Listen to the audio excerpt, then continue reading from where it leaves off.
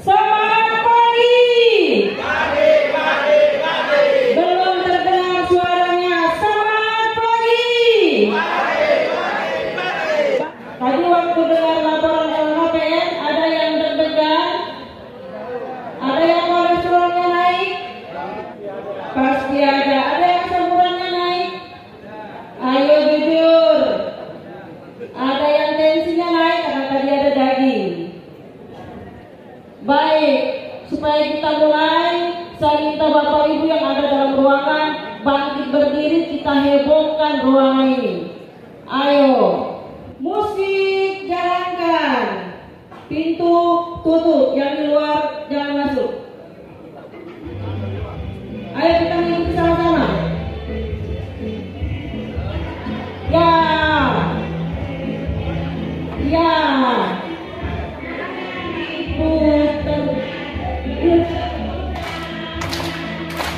Jangan diputar-putar, bergerak-gerak.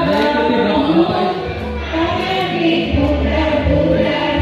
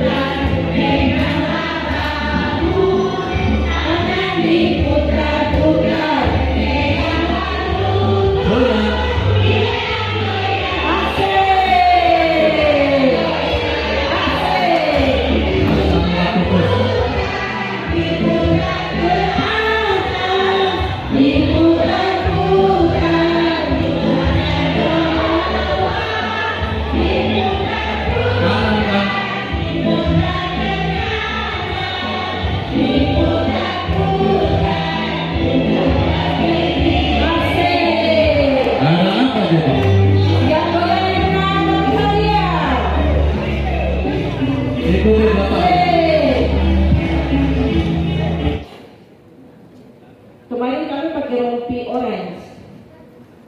Enggak, kami tidak pakai rompi orange. Kami pakai rompi biru karena kami adalah penyuluh anti korupsi. Kami hari ini diminta oleh Inspektorat Provinsi Papua untuk mengajak Bapak Ibu juga menggunakan rompi biru, jangan menggunakan rompi orange. Karena rompi orange nya di mana? TSK. Kalau rompi birunya faksi, penyuluh anti korupsi. Jika terjadi kondisi darurat, misalnya gempa bumi, maka tenang dengan tertib keluar mengikuti jalur evakuasi menuju titik kumpul terdekat. Sudah lihat titik pintu darurat tadi waktu naik lift? Sudah ya? Jika terjadi perdebatan yang meruncing, maka serahkan ke narasumber untuk penyelesaiannya. Jika ada telepon penting, bisa keluar sejenak dan selesai kembali. Kalau ada telepon penting, caranya gimana? Calling saya. Silakan. Mari fokus untuk sama-sama berupaya memperbaiki sistem pelayanan publik hingga wujud tidak mau korupsi pada diri dan rekan ASN di tempat kerja kita. Nah ini kami perkenalan dulu, kami adalah Paksi Torang Papua, penyuluh anti korupsi. Saya yang tidak pakai rompi karena pada hari itu saya lupa rompi. Lanjut, saya perkenalkan ada rekan-rekan saya di sini. Saya adalah Beatrix Kasihu, saya dari GIZ CPFS. Kemudian ada rekan saya Pak Nur Hadi dari Inspektorat Kota Jayapura. Kemudian ada Ibu Cynthia Duri dari Inspektorat Kabupaten Kerong. Hilangkan ya. Indrayati dari Inspektorat Kabupaten Jayapura. Oh ada di belakang, di depan dong. Di depan Indra, Master Indra. Ada Master Nur Hasana, pengawas PAUD dari Dinas P dan P Kota Jayapura. Master Nur Hasana, di manakah dirimu? Ada Master Ardiansa dari Kanwil Kementerian Keuangan. Provinsi Papua. Kemudian ada Master Junaidi dari Kanwil Agama Provinsi Papua. Ada Master Sri Mariati dari Kanwil Agama Provinsi Papua. Ada Master Septi Sika Tanggunian dari Kanwil Agama Provinsi Papua. Ada Master Silvina Yolanda dari Kanwil Agama Provinsi Papua. Ada Master Jati dari BPSDM Provinsi Papua. Ada Master Ancewali komunitas, tapi dia adalah istri lurah Yabansai Kota Jayapura. Kemudian ada Master Yohanes Angko dari BPSDM Provinsi Papua. Ada Master Elizabeth, Master Yolanda, Master Elizabeth dari BPSDM Provinsi Papua. Master Iren adalah salah satu aktivis perempuan, Irene Waromi, salah satu aktivis perempuan yang bergerak untuk isu-isu gender. Kemudian juga ada Master Roko Priyono, rekan kerja saya yang bekerja untuk kantor di Jakarta. Ini adalah struktur kami. Ketua adalah saya, Wakil Ketua Pak Nur Hadi, Master Nur Hadi, Sekretaris Master Ardiansa, dan Bendahara Master Indra. Terima kasih Master Indra. Slide berikutnya, ini adalah aksi kami, aksi Torang Papua, Paksi Torang Papua. Kami melakukan penyuluhan anti korupsi untuk berbagai sektor. Ada Master Nur Hadi yang bergerak untuk, karena dia inspektorat inspektorat Kota Jayapura, jadi banyak bergerak untuk memberikan penyuluhan di pemerintah daerah, khususnya di pelayanan publik. Kemudian juga ada yang bergerak untuk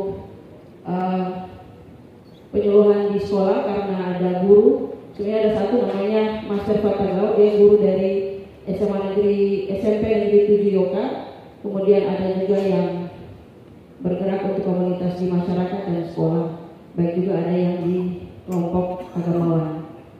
Slide berikutnya, inilah kami, saya dan Master Nur Hadi. Lanjut. Nah, ini siapa? Dari mana? Dari Kabupaten Sarbi, Inspektur Kabupaten Sarbi. Oke. Korupsi adalah sesuatu yang kita ambil atau kita lakukan bukan menjadi milik kita, baik waktu, baik uang, baik banyak hal. Itu korupsi dan itu sesuatu yang tidak menyenangkan hati Tuhan. Oke. Ada yang di sebelah sini? Oke. Dari DPR Sarbi itu tindakan atau sesuatu dilakukan adalah otoritas, ada kewenangan yang kemudian memunculkan kerugian negara atau kerugian daerah. Terima kasih. Bapak tidak saling kode ya? Kamu ujung, saya ujung. Karena sama-sama saling ini. Ada yang dari, oh iya. Ada yang dari Kabupaten Jayapura. Oh Bapak anggota. Bapak ketua dewan ya? Anggota dewan. Oh wakil ketua, sorry. Baik, menurut saya korupsi adalah hal yang merugikan negara. Baik, saya tidak membenarkan dan menyalahkan. Nanti kita lihat di akhir akan seperti apa. Tapi sebelumnya saya juga ingin tanya, kalau kita memotivasi diri kita untuk mencegah korupsi, biasanya kita menggunakan kata positif apa? Kalau saya, kata positifnya adalah disiplin. Kalau saya. Kenapa saya pakai kata disiplin? Karena dulu waktu saya SD, saya pernah datang terlambat, saya berdiri di bawah tiang bendera sampai mata pelajaran pertama selesai. Begitu jam istirahatnya, anak-anak teman-teman saya keluar, saya disoraki, saya malu. Sejak saat itu saya mengatakan pada diri saya, sebelum 15 menit kegiatan mulai, saya sudah harus ada di lokasi. Dan itu saya lakukan sampai detik ini. Motivasi apa lagi yang Bapak Ibu lakukan untuk memotivasi kata positif yang memotivasi diri dalam pencegahan korupsi? Bapak? Ya sebenarnya kita harus jujur untuk iya. Jujurnya karena gimana Pak? Pernah melakukan sesuatu kemudian Bapak memotivasi diri Bapak, kata positifnya adalah jujur? Kejujuran saja. Kalau saya disiplinnya nggak pernah saya terlambat.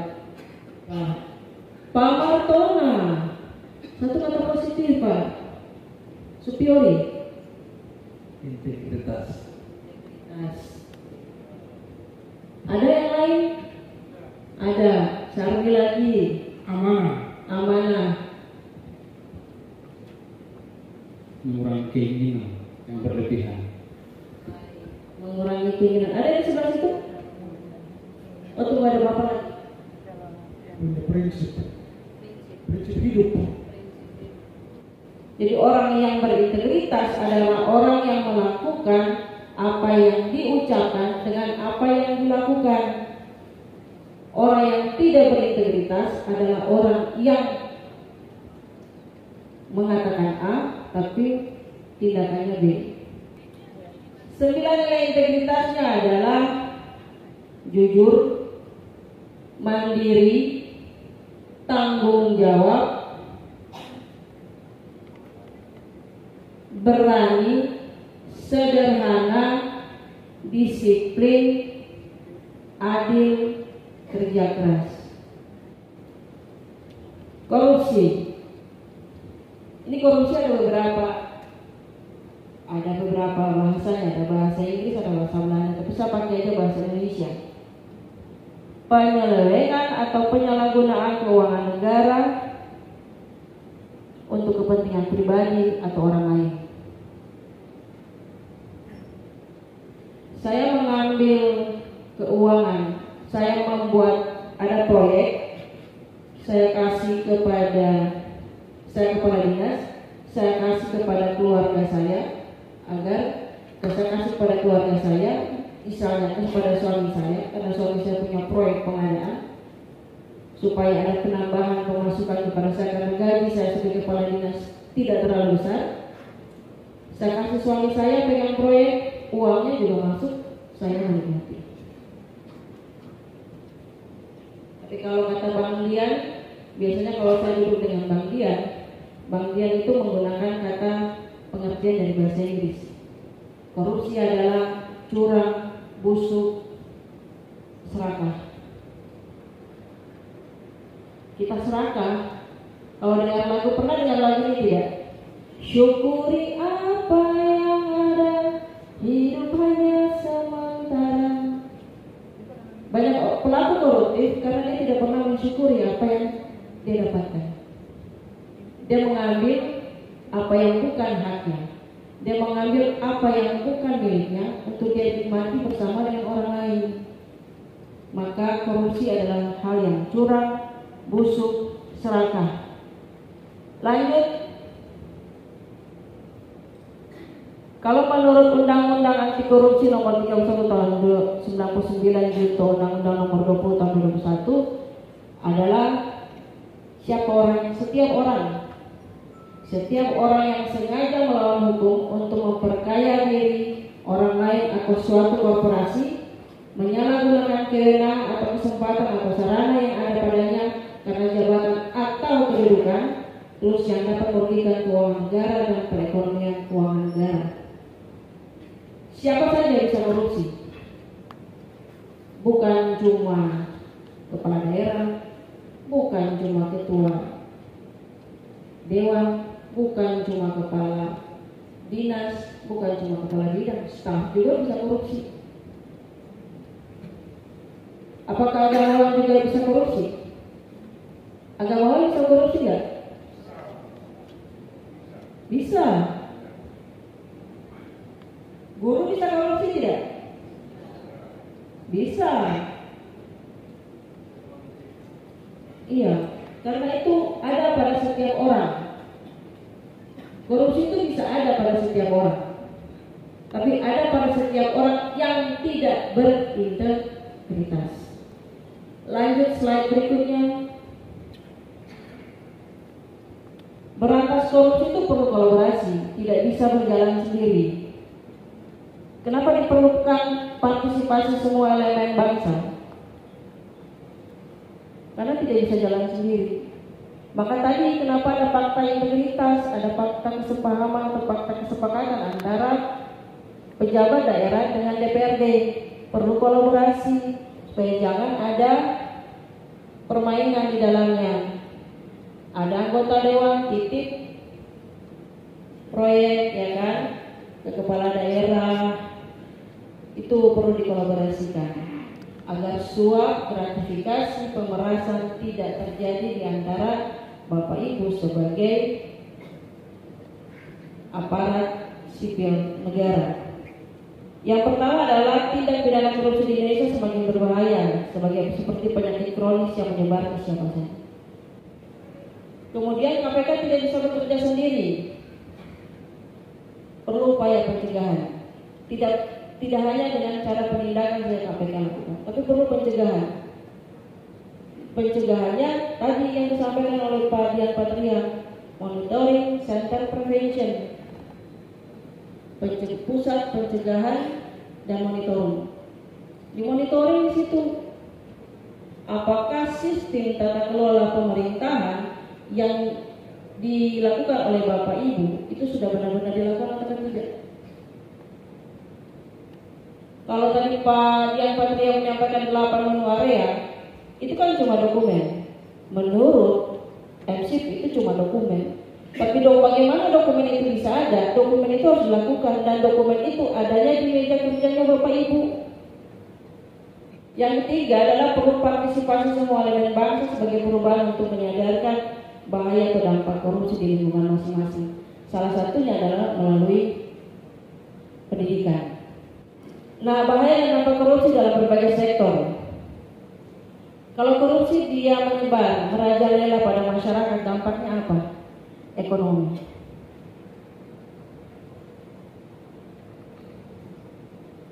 Salah satu manfaat dari pengadaan barang dan jasa adalah untuk peningkatan ekonomi UMKM, sosial ekonomi, sosial kemiskinan, lapangan kerja. Lapangan kerja tidak bisa diakses karena banyaknya ASN juga punya proyek-proyek, perusahaan-perusahaan untuk proyek pengadaan, sehingga masyarakat lain yang punya proyek tidak bisa masuk.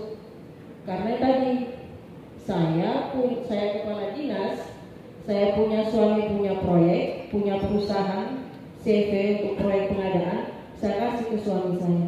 Padahal sebenarnya ada masyarakat lain di luar sana juga sedang berjuang sebenarnya untuk bagaimana dia punya proyek masuk. Pelayanannya tidak berjalan dengan baik, ada diskriminasi. BPS RI, Badan Pusat Statistik Republik Indonesia, beberapa bulan lalu mengeluarkan hasil provinsi termiskin di Indonesia. Bapak Ibu tahu provinsi mana? Ada yang tahu? Provinsi mana? Suaranya kecil sekali. Papua. Iya, provinsi Papua. Provinsi Papua dari data BPS, Badan Pusat Statistik Republik Indonesia, Provinsi Papua itu urutan pertama provinsi termiskin Indonesia. Tahun lalu NTT, sekarang Provinsi Papua.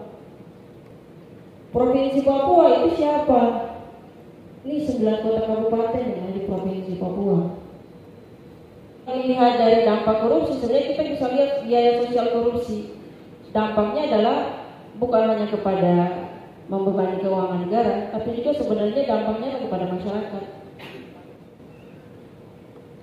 Nah, SPI tadi sudah disebut oleh Bang Dian.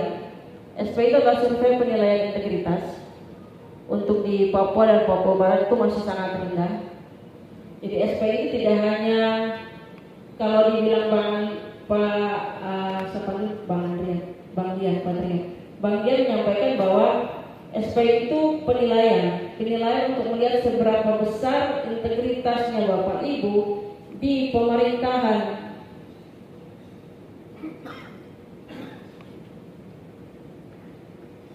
Siapa saja narasumbernya? Ada narasumber internal, ada narasumber eksternal.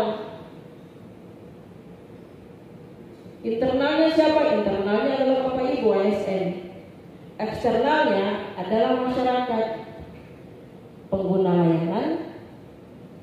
Saya sebagai mitra pembangunan atau mitra pemerintah, teman-teman LSM, teman-teman aktivis, kemudian akademisi, yang kemudian akan menjadi narasumber eksternal untuk menilai. Jadi kalau Bapak Ibu dari ASN menilai bahwa Bapak Ibu berintegritas, KPK punya satu lagi untuk diminta eksternal, kami memberikan penilaian. Adakah korupsi? Pernah dengarkah ada korupsi? Kalau Bapak Ibu di ASN menjawab, kami tidak pernah dengar ada gratifikasi di lingkup pemerintah kami. Kami tidak pernah mendengar ada suap di lingkup pemerintah kami. Kami tidak pernah dengar ada pemerasan. Kami tidak pernah melihat. Pelayanan publiknya bagus.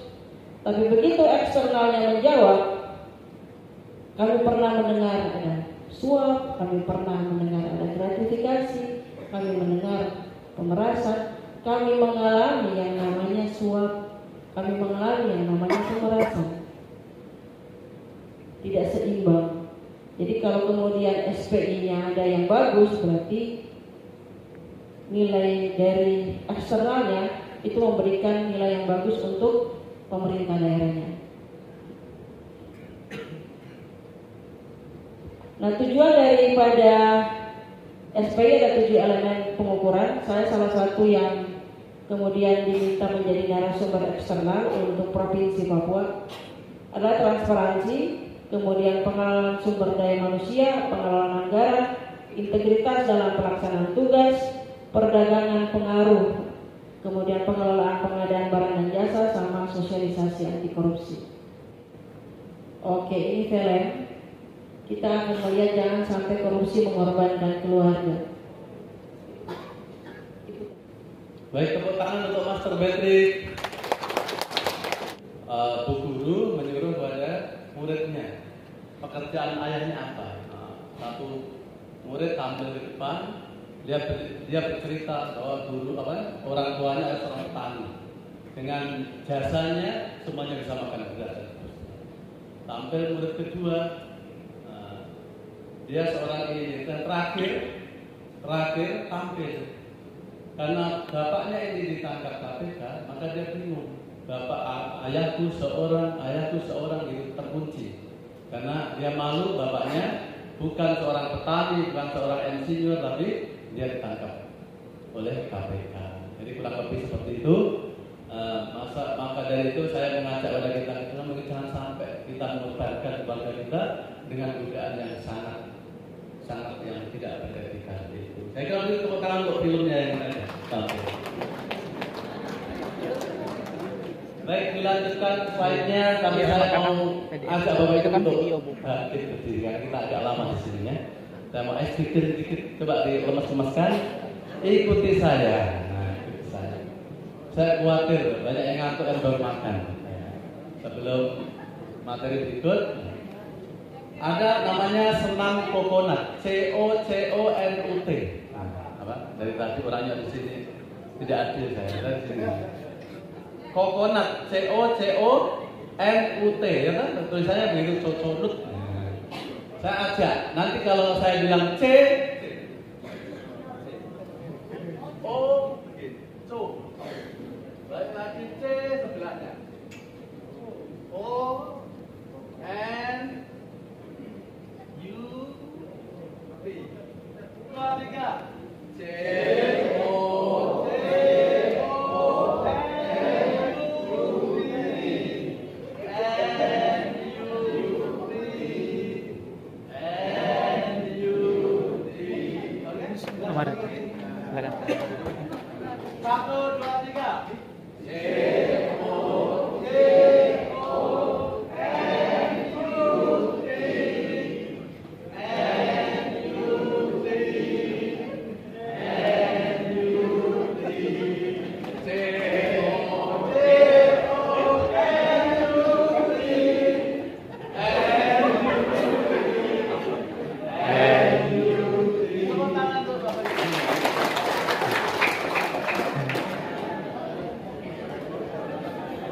Aduh, ada yang asal habis lagi tadi separuh. Berarti sehat nanti. Amin. Saya mau buka sesi saya yaitu sebuah pantun. Kalau yang pertama saya bilang cakep, yang kedua saya bilang arti nanti. Oke? Baik. Jika integritas telah membumi, negeri makmur bukanlah angan. Artinya? Jika yakin ada potensi korupsi, lihat, lawan dan laporkan. Tepuk tangan bagi Bapak. Lihat maksudnya bukan lihat lawan, bukan lihat lawan ya. Lihat, koma, lawan, laporkan. Lihat maksudnya ada bukti enggak? Jangan sampai sembarang lapor. Lihat baik-baik. Check and recheck. Lihat, lawan itu bukan kok langsung dilaporkan, tidak, dinasihati dulu. Bendara, tolong, ini kalau pimpinan, bendara tolong hati-hati ya, sesuai dengan undang-undang jurnis tentang pengelolaan keuangan daerah. Kalau ada ini kalau hibah, ada dan sebagainya disampaikan. Nah, jika ada sesuatu, termasuk bawahan, jangan takut untuk menyampaikan kepada atasan. Jangan takut, karena itu cinta untuk mengamankan atasan kita. Seperti itu ya, tepuk tangan buat Bapak Ibu sekalian. Baik, lanjut. Baik, apa sih sebenarnya korupsi itu penyebabnya apa? Ada banyak teori, ada triangle fraud theory, ini satunya aja ya. Ada diamond fraud theory ada, tapi satunya saja, yaitu segitiga kecurangan, the fraud triangle theory. Yang pertama yaitu adanya rasionalisasi, yang kedua ada opportunity, yang ketiga ada fraud, pressure. Coba lanjut langsung artinya. Pakai bahasa Sarmi susah. Baik, yang pertama pressure. Ini biasanya terjadi seperti ini, korupsi. Atasan kepada bawahan, disuruh bla bla bla dan sebagainya. Jadi motivasi atau tekanan atasan untuk melakukannya. Jadi ini pressure itu bawaan, yang pressure atasan. Itu biasa terjadi seperti itu. Ini salah satunya. Yang kedua opportunity, kesempatan. Mula-mula sebenarnya saya itu integritas. Yang ngomong itu bukan malaikat ini, yang sama. Pernah mendapatkan gratifikasi juga pernah waktu di kalau bidang. Tapi stop sudah sampai situ. Gitu.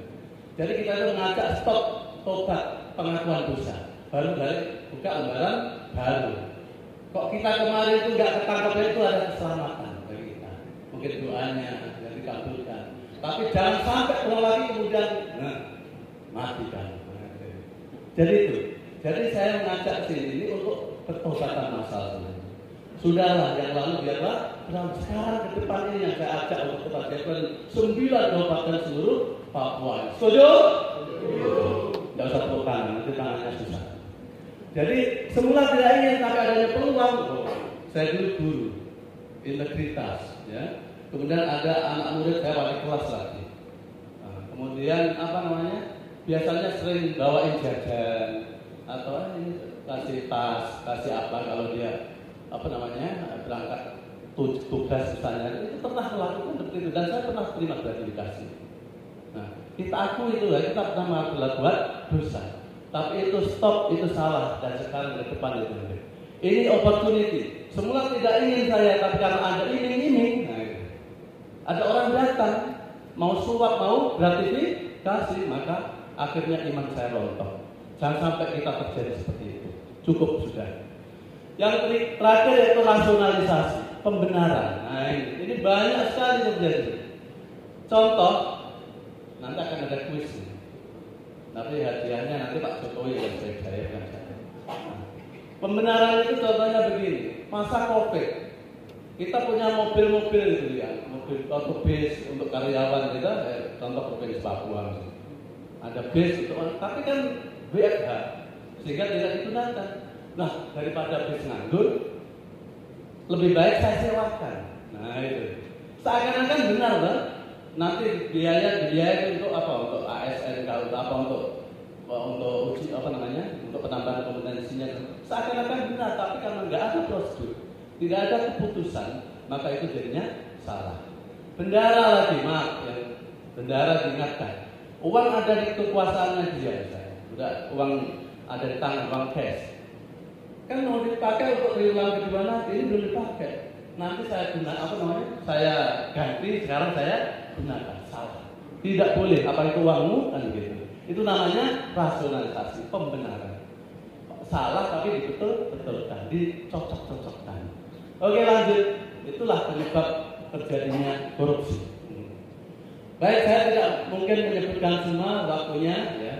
Saya sebelum reformasi itu kemerdekaan RI sudah ada namanya KUHP. Memuat perbuatan-perbuatan korupsi tapi tidak disebut dengan korupsi. Lanjut aja Pak, terakhir. Saya ekornya saya. Baik. Saya ambil terakhir itu karena tadi undang-undang sudah disebutkan undang-undang 3199 berjunto undang-undang 20 2001. Terakhir ada peran serta masyarakat dan pemberian penghargaan pemberantasan korupsi. Kita tiap tahun dengar KPK memberi penghargaan. Kemarin Provinsi Bali, provinsi terhebat untuk MCP-nya, SPI-nya dan sebagainya. Maka dia dapat ada penghargaan negara karena ada PP 71. Dan mudah-mudahan provinsi Papua atau kabupaten kota yang ada di dalamnya mudah-mudahan nanti akan dapatkan penghargaan dengan pertemuan pada sore hari ini. Amin. Yang kedua, impres percepatan pemberantasan korupsi, ada impres. Bapak Ibu tolong itu dicatat, nanti coba dibuka-buka, ini adalah ilmunya. Baik, lanjut. Baik. Sekarang KPK karena sangat susahnya, banyaknya orang yang berpotensi untuk terjerat oleh tipikor tidak korupsi, maka dibuatlah ini pendekatan, yaitu namanya 3 garpu. Pendekatan 3 garpu, CFOC approval. Bahasa saya kok mudah sekali ya. Yang pertama, kalau dulu penindakan, sekarang dibalik pendidikan seperti ini, sosialisasi, dan tolong didorong pada sekolah-sekolah di kabupaten-kabupaten bagaimana dinas pendidikan mulai merancang peraturan. Perwal dulu lah, perwal tentang pendidikan anti korupsi, bagaimana dimasukkan dalam pelajaran dan sebagainya. Bagaimana caranya? Kota sudah bikin. Kenapa kok kemarin belum diimplementasikan? Dan kemarin karena SMA SMK masuk ke kita revisi. Kebetulan saya bantu juga untuk merevisi itu. Nanti biar SMA SMK masuk dan bahan-bahan itu banyak dari KPK ada dan dari berbagai penjuru silakan. Kalau mau mengikuti dari yang boleh ke kota. Jadi pendidikan anti korupsi perguruan tinggi sampai TK, PAUD. Kemudian role model pendidikan itu role model karena ing ngarso suntulodo. Kita sebagai pemimpin kepala sekolah, kita sebagai pimpinan kantor harus memberi tauladan. Ing madya mamkarso tuturi handaya. Jadi 3 kepemimpinan Pancasila kalau kita seorang pemimpin luar biasa. Jadi pendidikan masyarakat ini yang paling digalakkan oleh KPK. Kedua, perbaikan sistem ini yang digalakkan. Apa itu perbaikan sistem? Menutup peluang. Kalau tadi bagaimana pendidikan masyarakat tujuannya untuk apa? Membuat orang itu di hatinya tidak mau korupsi. Itu tujuannya pendidikan. Orang sudah nggak mau lagi korupsi, tidak mau korupsi. Tapi kalau perbaikan sistem tujuannya untuk apa? Perbaikan sistem tujuannya untuk menutup peluang orang itu bisa korupsi. Contohnya apa ya perbaikan sistem? Mungkin saya pengen kalikan dari kepala Bapeda. Kira-kira apa Pak?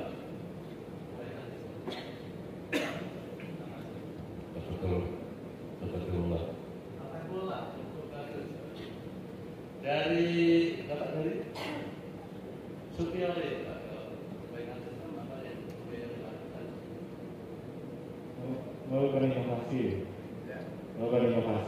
Inovasi, baik. Satu lagi, tata kelola yang baik, inovasi. Izin, Bapak mungkin perbaikan sistem dari Transparansi. Bagus sekali. Tepuk tangan untuk Bapak bertiga. Belum ya, diskriminatif. Perbaikan sistem seperti yang disampaikan oleh Bapak-bapak tadi, yaitu bagaimana sistem yang semula itu offline jadi online. Contoh Capil yang enak. Dulu itu dari RT dulu RW kemudian lurah, baru langsung ke Dukcapil itu pun antrinya panjang. Tapi sekarang ada di kota namanya PC Dukcapil. Jadi bahkan kita bisa print sendiri seperti itu. Nah itu kan menutup peluang yang harus melakukan transaksi tatap muka yang bisa ya main-mainan sekarang tidak bisa lagi. Perbaikan sistem tata kelola tadi luar biasa. Jadi perbaikan sistem paling mungkin makin murah, cepat dan yang kemarin banyak meja sekarang diringkas-ringkas. Tidak perlu banyak birokrasi seperti itu. Masih ingat di Surabaya bagaimana marahnya Bu Risma? Ada penduduk atau ibu-ibu menggendong anak mengurus KTP berhari-hari. Kemudian ini apa gunanya inovasi seperti ini malah menambah waktu pelayanan. Jadi kalau segala sesuatu yang menambah panjang pelayanan itu walaupun itu IT salah itu, jadi salah prosedur. Ini bisa diangkat seperti ini. Oke, yang terakhir ini baru terakhir. Jadi KPK mengharapkan kita semua ini bapak ibu semuanya menjadi role model, menjadi penyuluh kalau bisa. Kalau pimpinan kantor namanya menjadi ahli pembangun integritas juga.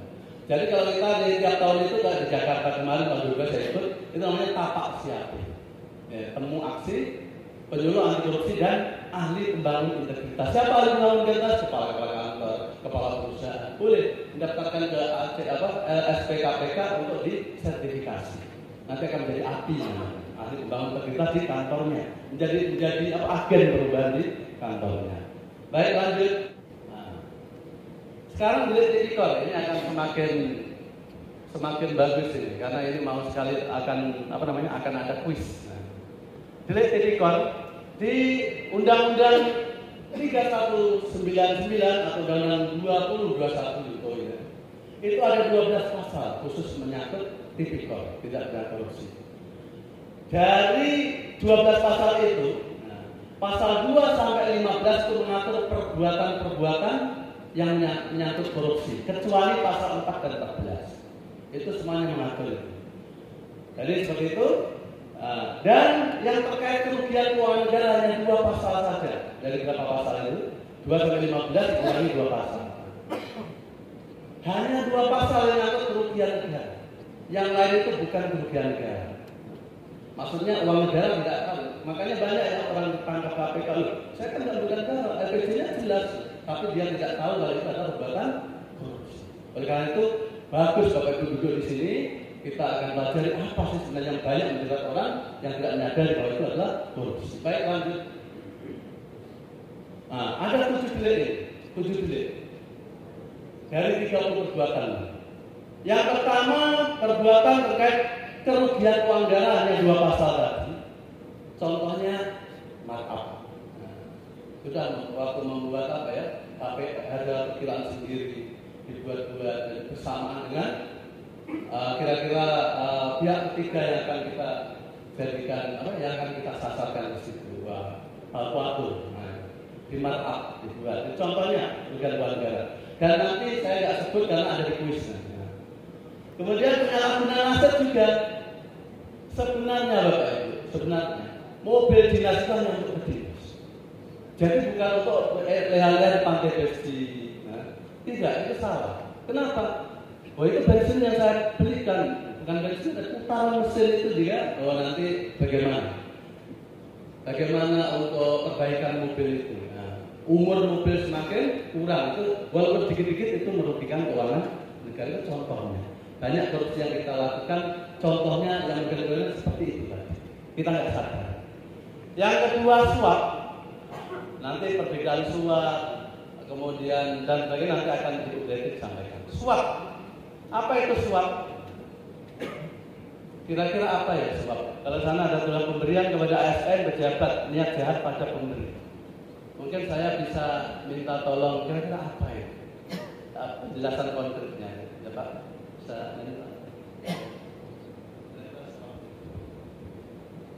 Terima kasih. Pemberian dari seseorang ke yang bersangkutan itu termasuk. Dari sebelah sini suap itu pemberian kepada ASN atau pejabat. Terus niat jahat pada pemberi.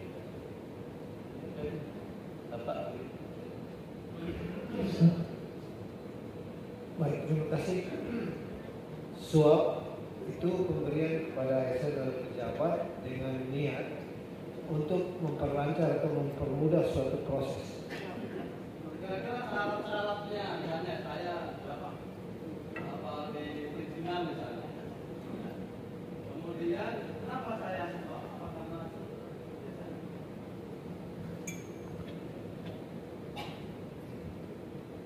saran-saran saya kira-kira lengkap atau tidak? Iya, ada yang bisa lengkap, bisa tidak, Pak.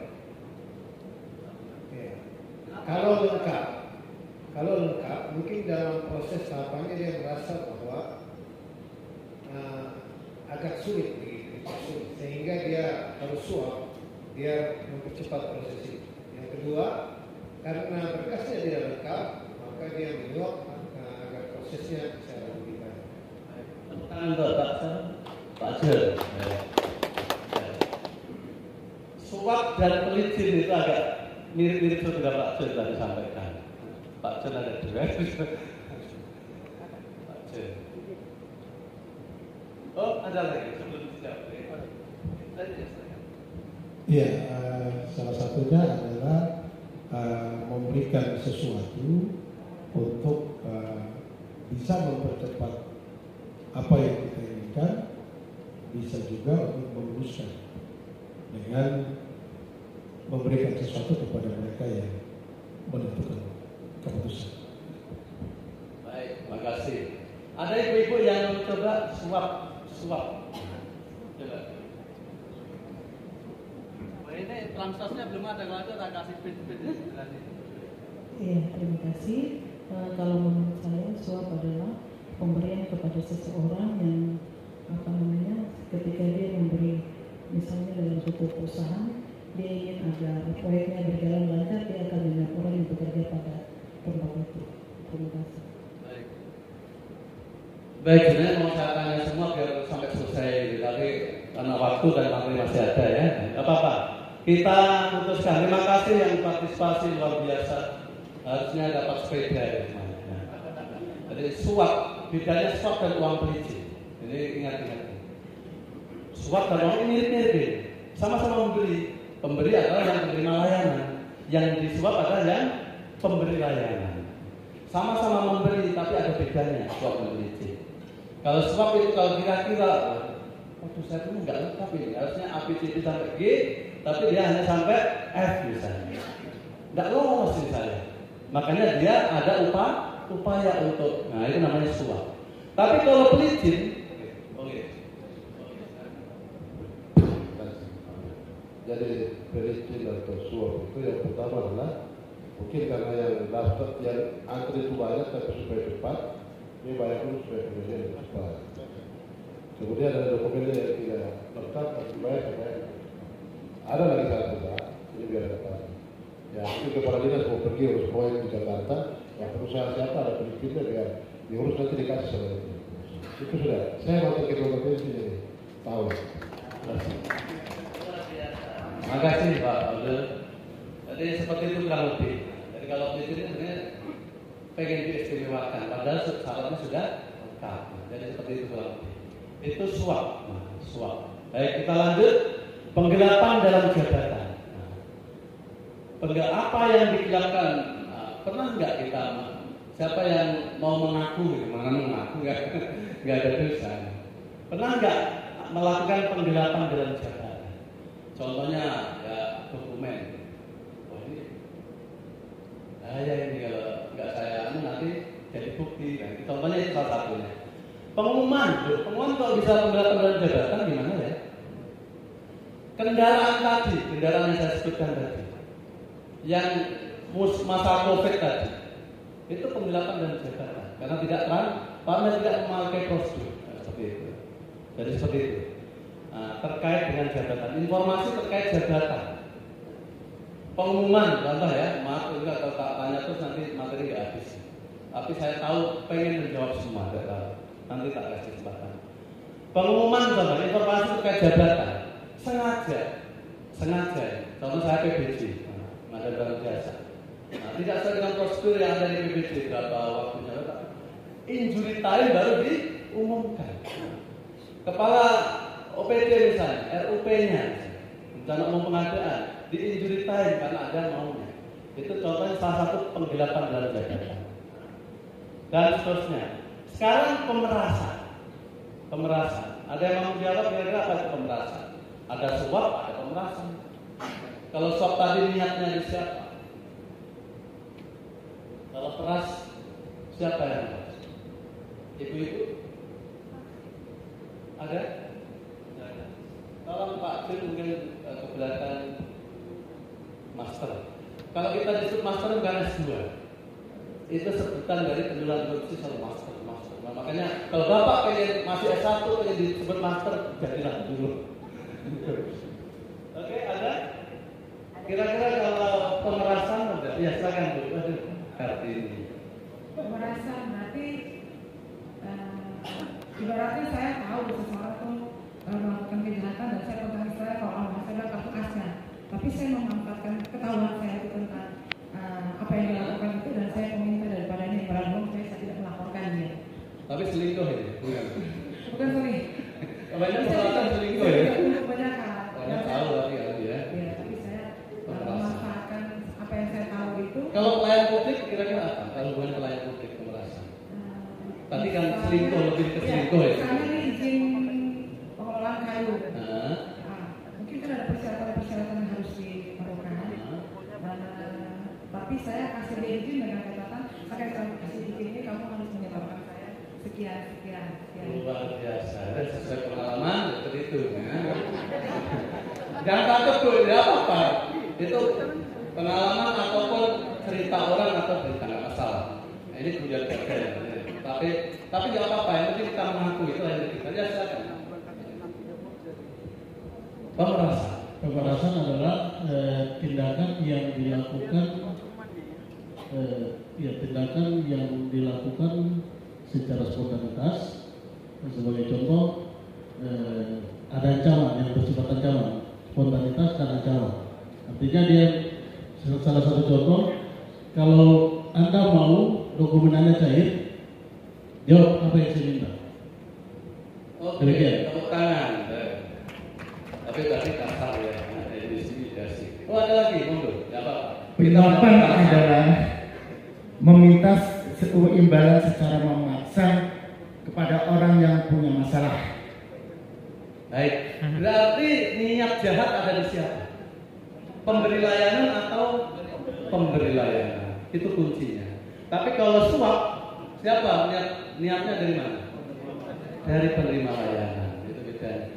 Kalau peras pasti ada sesuatu yang mungkin tidak lengkap, tapi kalau kamu ini mungkin tidak lengkap kamu punya. Tapi kalau kamu kasih begitu jam tangan Rolex gila, itu namanya keras, tidak berdaya. Penerima layanan tidak berdaya. Yang dipenjara yang meras. Kalau suap kemudian diterima, dua-duanya dipenjara. Tapi kalau orang nyuap kemudian kita tolak, kita laporkan, dia kita aman. Nah, maka laporkan penyuap. Tepuk tangan untuk perbuatan curang. Saya kira nggak perlu saya ya panjang. Perbuatan curang dan kegiatan dengan manipulasi angka. Bendara itu masih bendara enggak? Itu biasanya. Minta kwitansi, bodoh, kosong. Atau gimana? Saya dulu pernah naik klien itu pelatihan dulu. Nah, ini integritas begitu mengakui kesalahan dan tidak akan diulangi. Nggak apa-apa, saya mengaku aja. Kemudian harga zaman dulu belum ada ini online itu kita rubah, minta kwitansi double. Pernah nggak begitu? Pernah nggak? Alah, nggak pernah juga. Omong kosong.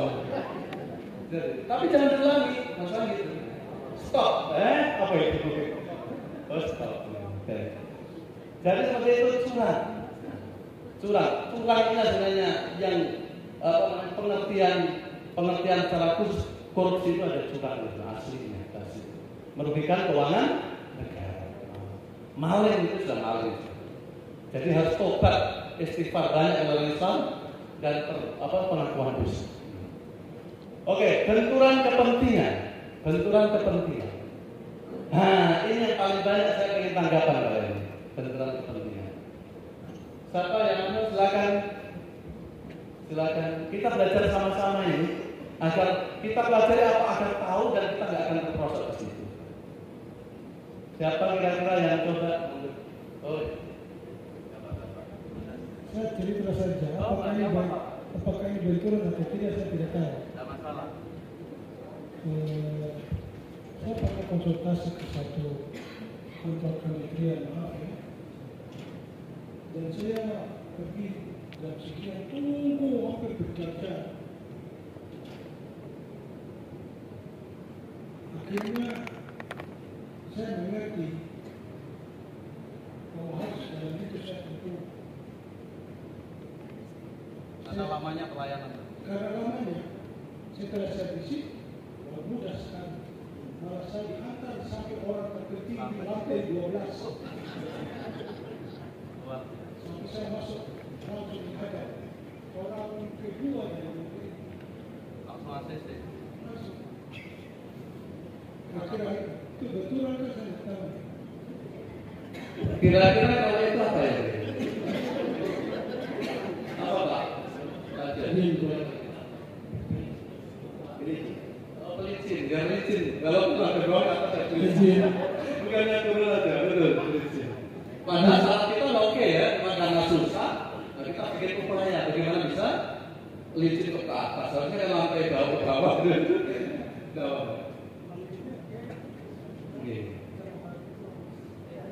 Iya, makasih. Izin Pak.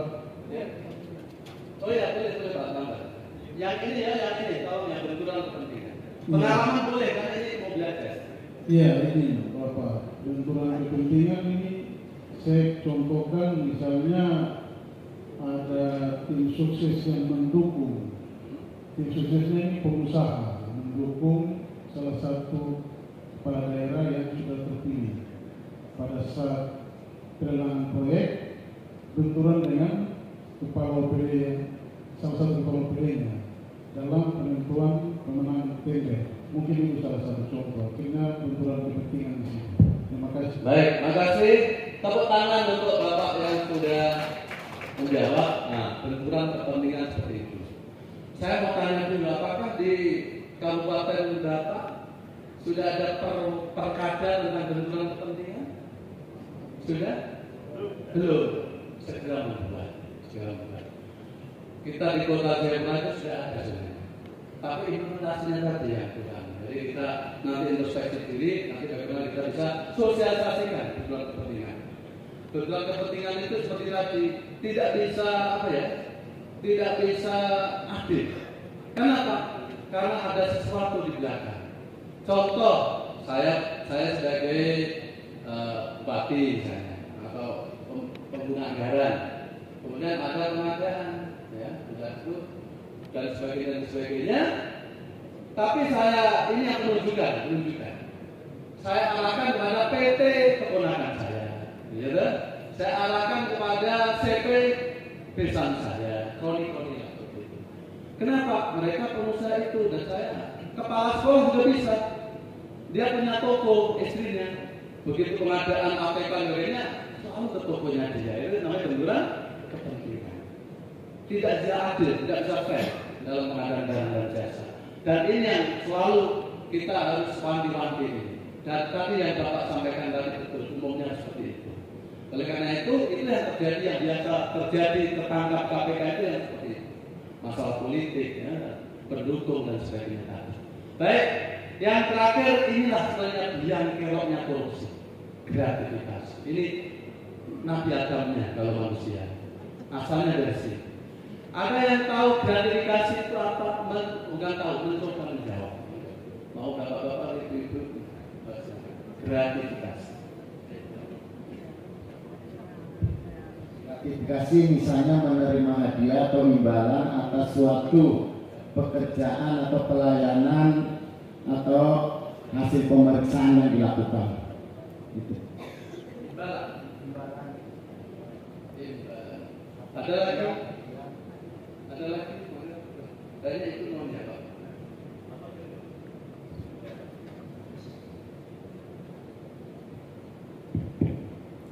Tidak jauh beda dengan jawaban pertama, berupa menerima iming-iming berupa hadiah.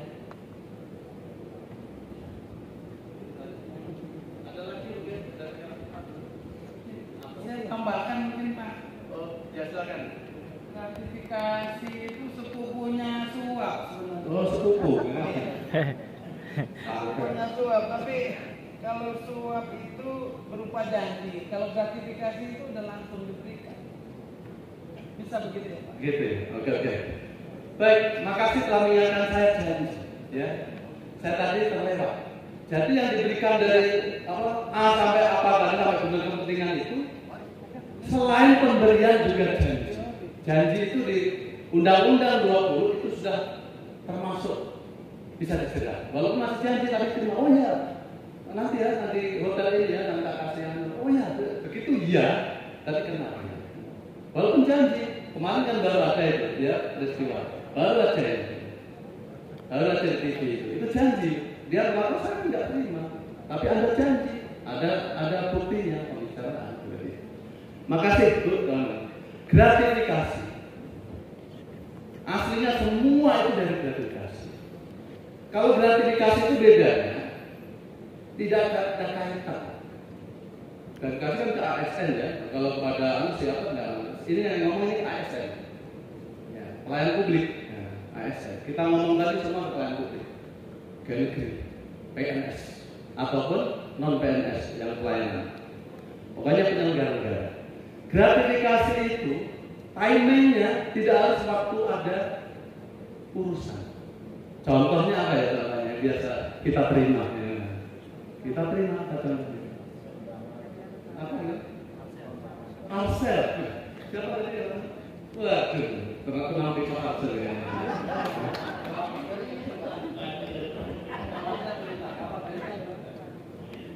Ada kita sudah komunikasi berupa pemberian masuk pada saat hari raya.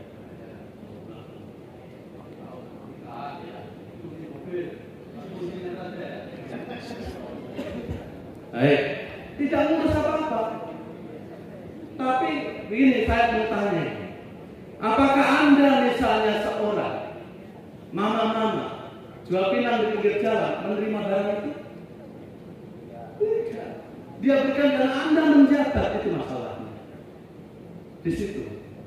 Kalau terkait dengan tugas fungsi jabatan, kewajiban yang harus Anda lakukan sesuai dengan yang melekat pada janji Anda sebagai pegawai pelayan publik, maka itu gratifikasi. Tapi saya pengen minta tolong pada Bapak Ibu sekalian. Saya ke kampung ya, kampung. Di kampung itu namanya inspektorat kan datang situ. Kemudian di kampung itu dikasih namanya di Koya ya, di daerah sana. Ada pisang rebus. Kemudian terus dikasih satu kresek gitu waktu pemeriksaan. Kira-kira saya harus terima atau tidak? Kalau tidak, kenapa? Kalau saya terima, apa? Siapa yang bisa jawab? Kira-kira.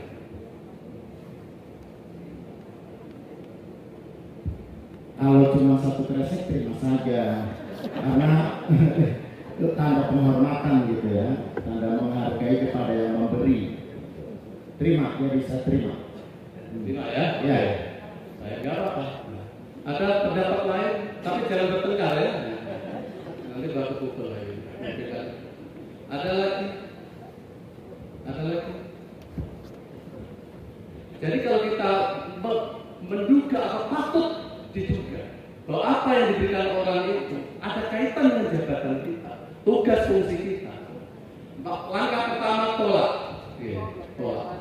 Langkah pertama kecuali parang ini ya, awas kalau kan ada istiadat misalnya ya, itu kalau hanya begitu nggak dapat uang ya jangan, uang harus tolak, maksudnya ini masa yang kecil-kecil. Izin Pak, izin. Oh iya, menurut. Kalau saya sih, kalau Bapak datang sebagai pemeriksa, kecil atau besar Bapak nggak boleh terima. Oh gitu ya. Oh ya, itu integritasnya Bapak itu. Matur, makasih. Saya nasihati. Yang pertama harus tolak. Tapi ini ada, kadang ada. Kalau ini dari Jawa, diparangin kan, kamu nggak menghormatikan dia misalnya gitu. Apa itu mau ditolak atau mati gitu? Bagaimana caranya? Caranya gimana? Bikin acara adat sendiri Pak. Acara adat sendiri, pemeriksaan sendiri. Bagus. Kalau bisa dijelaskan itu bagus. Jelas-jelas saya pemeriksa sudah punya gaji, sudah punya uang kan? Jadi nggak. Tolak, pokoknya asasnya tolak. Kalau setengah mati nggak bisa, Bahaya itu. ada ancaman dan sebagainya, terima. Jadi bisa terima apa tadi? Yang kacang rebus tadi. Kalau mati gimana? Caranya nggak difoto. Karena kalau dilaporkan KPK ya busuk 5 hari, 30 hari ya. Difoto, kemudian dilaporkan di GOR KPK. Atau dilaporkan UPG. Apakah semua inspektorat punya UPG, unit pengendalian gratifikasi? Belum. Tolong ini membantu ASN untuk konsultasi atau melaporkan diduga gratifikasi dia nggak enak, nggak bisa tidur, bisa melaporkan. Nah, seperti itu. UPG, unit pengendali gratifikasi inspektorat. Nah, jadi itu ya, difoto dilaporkan. Tapi disampaikan situ kacang rebus tadi bukan saya makan, tapi dikasih ke orang lain yang butuhkan. Ya silakan. Kan ada batasan nilainya, Pak. Ya, boleh. Tapi semua pemberian itu namanya gratifikasi. Semua pemberian yang amannya begitu. Saya tuh pernah dapat seperti itulah. Nah, seperti itu ya. Ada nilainya 1 juta nilai itu nanti. Tapi yang penting tolak itu yang pertama. Tolak. Kalau nggak bisa kalau ancaman tadi difoto. Tapi uang nggak mati nggak usah terima uangnya. Itu nanti akan rebus. Rebus apa? Tapi di dalam kacang rebus ada jam tangan Rolex 3 kali. Ya. Baik, itu gratifikasi. Nah, dari seperti itu. Niatnya dari mana? Niatnya dari pemberi. Ya. Nanti akan disampaikan Master Patrick yang dalam yang 3 saja. Suap, pemerasan dan gratifikasi. Berikutnya.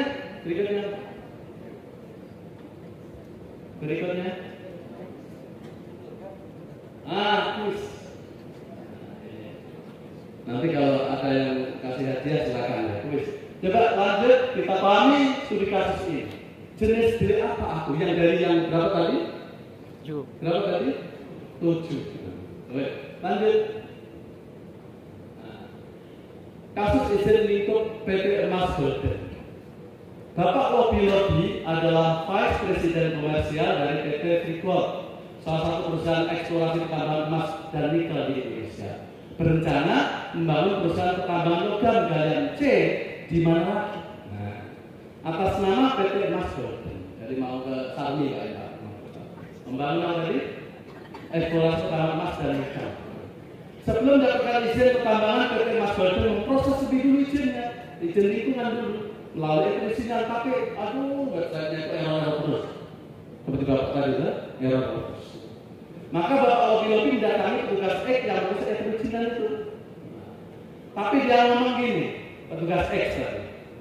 Saya bisa proses itu asalkan dibayar di muka administrasi 20 juta untuk upah akselerasi ke tim teknologi dan informasi. Siapa yang mau menjawab suap angkat tangan? Siapa saja? Yang suap angkat tangan, yang pemerasan tidak usah angkat tangan. Berarti yang angkat tangan pemerasan. Yang suap angkat tangan? Enggak ada. Bapak suap. Kenapa kok suap? Tapi kalau salah nggak usah ya. Kalau nggak usah ini belajar sama-sama. Seperti ini kira-kira hari ini studi kasus. Ya, itu suap karena dari PT Golden Emas memang sengaja dibuat websitenya down sehingga harus dia bertemu langsung. Sedangkan hal yang sangat dilarang adalah pertemuan langsung pada saat proses seperti perizinan seperti begini. Karena pertemuan langsung itu akan mengakibatkan lobby dan lobby itu akhirnya dapat berapa, saya dapat berapa, seperti itu. Terima kasih. Setelah Bapak itu menjawab, ada yang berubah? Siapa yang suap? Angkat tangan lagi. Jadi masih Bapak saja ya. Bapak tolong diklik, berarti pemerasan jawabnya ya. Diklik pemerasan. Diklik pemerasan. Pemerasan tolong diklik tombolnya ya. Selamat, luar biasa. Berarti 99% paham tadi. Tepuk tangannya mana? Yang kedua, lanjut. Kita mempelajari ini dengan studi kasus yang hari-hari kita. Pasal 12E ini apa? Penjelasannya. Oke, langsung saja, langsung. Ya, cepat. Itu sudah terjelaskan.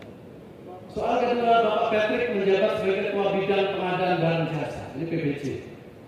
Pemerintah daerah tersebut membutuhkan vendor untuk kebutuhan perjalanan dinas, sehingga dilakukan proses pemilihan dari beberapa vendor travel untuk menang tender. Kemudian Bapak Patrick merekomendasikan dan menunjuk vendor travel Bapak Alvinel, teman semasa kuliahnya. Teman semasa kuliah. Dia tunjuk. Tanpa diketahui pihak lain, Bapak Patrick dan Bapak Alvinel sudah membuat kesepakatan. Oke. Bapak Alvinel bersepakat dengan Bapak Patrick untuk menaikkan harga tiket 20%, yang mana 20% nanti akan dikasih kepada Bapak Patrick. Nah, yang ada di PBJ. Dinaikkan, tapi uang kenaikan dikasih ke petugas PBJ tadi. Enak kan? Untung. Setelah adanya kesepakatan tersebut, diketahui Bapak Patrick menunjuk dan menangkan vendor travel Bapak Alvinel untuk dipakai dalam perusahaan tempat ia bekerja. Apakah ini korupsi kategori kerugian keuangan negara atau gratifikasi? Siapa yang gratifikasi angkat tangan? Gratifikasi. Gratifikasi. Saya pengen alasannya betul. Oh, alasannya. Iya, ini saya anggap gratifikasi karena vendor ini adalah teman dan dia menaikkan harga tiketnya, gitu. Jadi istilahnya dia juga menyuap di dalam sini juga ada, gitu. Itu aja sih. Yang gratifikasi alasannya yang kerugian keuangan negara, ya. Tahun kerugian negara. Biasanya oleh kerugian negara karena di sana ada kesepakatan untuk menambahkan harga tiket dan makam. Dan itu kesepakatan, jadi dua-duanya menyadari. Kira-kira kalau itu sebagai PBJ mau nggak? Ya mau. Betul? Nanti saya angkat dari bawah. Amin. Oh ya. Iya, kalau saya tambahkan, memang dua-duanya masuk karena merugikan kerugian negara karena kasihnya itu punya 20%, tapi juga dia menerima sebagai gratifikasi. Terima kasih. Ada dua-dua ini. Saya coba. Ini tidak perlu lagi atau ada lagi yang mau ngomong? Ini Rami. Dia sudah memenuhi unsur tindak pidana korupsi, melanggar aturan dengan adanya kesepakatan maaf, terus memperkaya orang lain dan diri sendiri, juga merugikan negara. Jadi itu merugikan negara atau korupsi. Wah, tepuk tangan untuk semuanya. Baik, ini belajar jadi tidak usah malu kalau salah, tidak usah terlalu bangga kalau benar. Kita sama-sama belajar. Enggak dapat sepeda. Baik. Maaf. Iya, siapa yang dirugikan? 20% tadi kan untuk. Nah, ada uang dari mana? Dari APBD. Berarti yang mana ini? Nah, nanti sepedanya. Ibu yang ganti sepeda saya. Baik, jadi coba klik kerugian keuangan negara. Tepuk tangan. Luar biasa ini. Kayaknya kita pulang saja ada paham semua. Oke, lanjut. Lanjut. Nah, Pak John, awas mohon maaf ya Pak John ya. Direktur PT Angin Ribut, perusahaan PT Tele Indah yang bergerak di bidang telekomunikasi. Melihat potensi kebutuhan, Pak John hendak bekerjasama dengan Dinas Kominfo mengadakan menara BTS di Kabupaten ABC. Tidak usah bilang kami ABC. Oleh karena itu, PT Tele memproses permohonan rekomendasi penempatan terhadap permohonan izin pembangunan telekomunikasi kepada Pemprov X. Karena lewat 60 hari Pak John menjadi tidak sabar kali pengalaman Bapak. Tidak sabar. Datang ke Pemprov. Bapak John bertemu Bapak Talu selaku pejabat yang bertanggung jawab di bidang perhubungan. Bapak John minta agar penerbitan rekomendasi izin pembangunan dipercepat. Untuk pelajari keinginan itu Pak John memberikan sebagian tanah informal ini yang saya gunakan. Mana? Terkenal kepada Pak Talu. Pak Talu pun menerima dengan senyum. dan membantu Pak John memproses rekomendasi. Siapa yang gratifikasi angkat tangan? Gratifikasi angkat tangan. Coba tolong mic-nya. Gratifikasi. Berarti semua suap ini ya? Izin Pak, sedang ada pemberian barang berharga sebuah jam tangan impor. Gratifikasi. Gratifikasi. Gratifikasi ya. Yang gratifikasi lagi adalah yang gratis suap ya. Saya mau tanya, siapa yang jawab kenapa alasannya kok suap? Siapa yang jawab?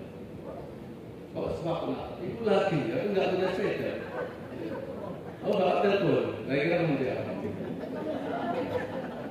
Apa? Suap dia. Izin Bapak, menurut saya ini merupakan salah satu contoh kasus suap karena yang memiliki niat jahatnya yaitu dari penerima layanan. Penerima layanan ini kan Pak John, dia kan?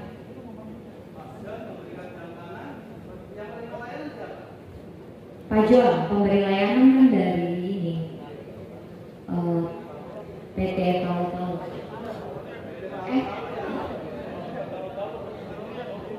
Iya.